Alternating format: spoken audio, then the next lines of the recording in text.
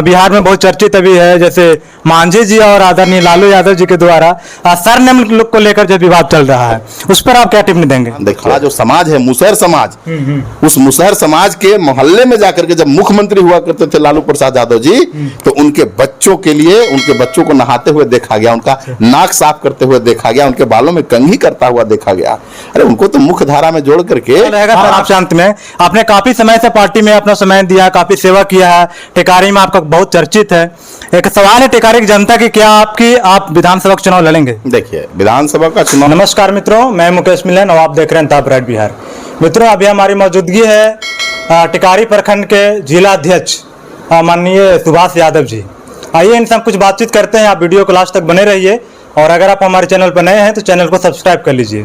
सबसे पहले आपको हमारे चैनल पर स्वागत है सर। बहुत बहुत आपका धन्यवाद, और आपके सभी दर्शकों को भी मेरा प्यार भरा नमस्कार। बिहार में बहुत चर्चित अभी है, जैसे मांझी जी और आदरणीय लालू यादव जी के द्वारा सरनेम को लेकर जो विवाद चल रहा है, उस पर आप क्या टिप्पणी देंगे? देखिए, बड़े नेता हैं आदरणीय श्री जीतराम मांझी जी भी, और पार्टी के सिपाही होने के नाते नहीं, उन्होंने जो टिप्पणी की है हमारे नेता आदरणीय श्री लालू प्रसाद यादव जी पर, ये पार्टी के सिपाही होने के नाते सिर्फ मैं नहीं,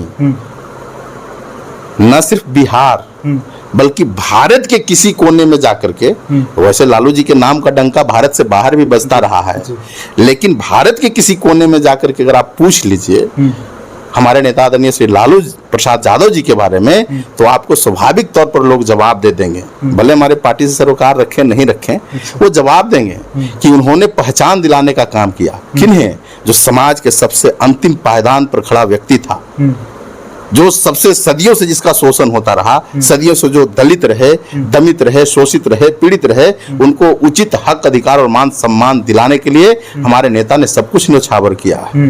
ये सब कोई जानते हैं। और इस तरह की ओछी टिप्पणी करके आदरणीय श्री जीतराम मांझी जी ने अपनी ओछी मानसिकता का परिचय दिया है। हमने सुना उनको कहते हुए। आप ही बताइए, आप पत्रकार हैं, पत्रकार बंधुओं को तो पता रहता है कि कौन नेता किस प्रकार की टिप्पणी करते हैं, नहीं करते हैं। उन्होंने कहा कि आदरणीय लालू प्रसाद यादव जी ने मुझे शर्मा कहा है। क्या कहीं पर ऑन रिकॉर्ड इस तरह की बात है क्या?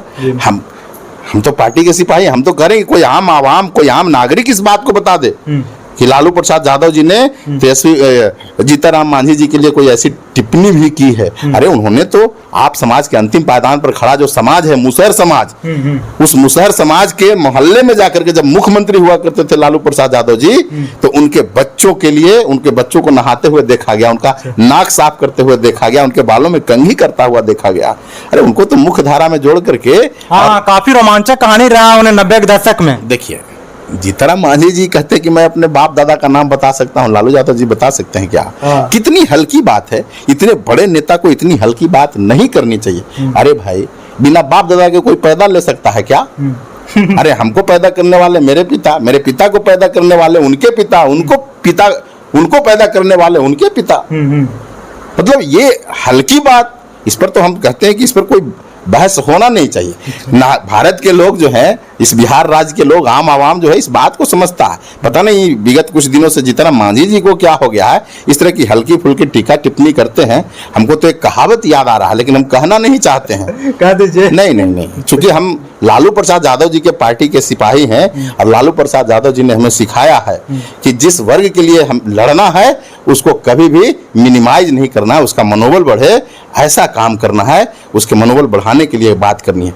जीतराम मांझी जी की बातों से लगता है कि पूर्व में जो कुछ मुहावरे बनाए गए हैं, कहे गए हैं, वो लगता है कि सही है। मांझी जी पता नहीं इतना अच्छा ओहदा मिला हुआ है। अरे भाई, आप भारत सरकार के कैबिनेट मंत्री बने हैं, आपके बेटे बिहार सरकार में कैबिनेट मंत्री हैं, एम्पावर्ड हैं, तो इस एम्पावरमेंट का इस्तेमाल जो है आप समाज के उत्थान और विकास में लगाइए। जिस समाज के आप नुमाइंदगे हैं, कम से कम उसका शैक्षणिक विकास कैसे हो, उसका शिक्षा के स्तर में सुधार कैसे हो, स्वास्थ्य के स्तर में सुधार कैसे हो, आर्थिक स्थिति में उसका सुधार कैसे हो, कुल मिलाकर के कि मुसहर समाज का उन्नति कैसे हो, सर्वांगीण विकास कैसे हो, इस पर भी तो कम से कम बात कीजिए। आप लालू जी के ऊपर और समाज के बड़े नेताओं के ऊपर इस तरह की अच्छी टिप्पणी करते हैं, ये अच्छी बात नहीं है। जैसा कि सुनना आप लोगों ने अभी लालू यादव और मांझी जी के सरनेम लेकर के जो टिप्पणी हो रही थी, पूरा विवाद चला, तो उस पर आप इन्होंने अपना आश्वासन दिया।